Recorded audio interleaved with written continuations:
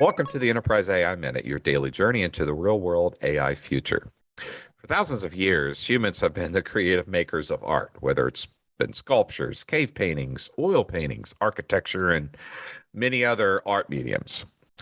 If you think about it, this is one aspect that has truly defined us humans and separated us from artificial intelligence and other technologies.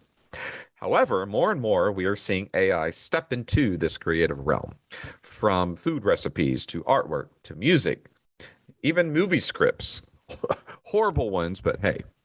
However, we got to remember here AI is not doing this as original creations, but drawing inspiration from works created by human beings.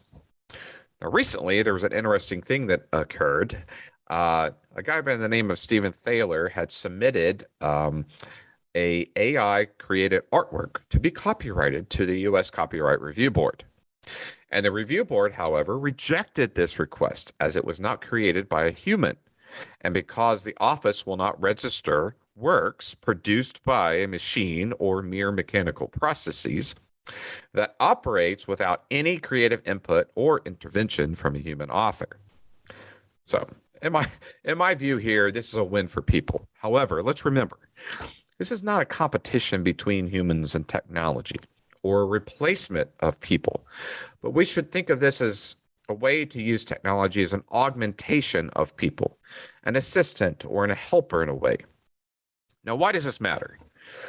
People plus technology are a powerful combination, and it is up to us to realize who we are in this equation. Because remember, the future of AI depends on what we do now.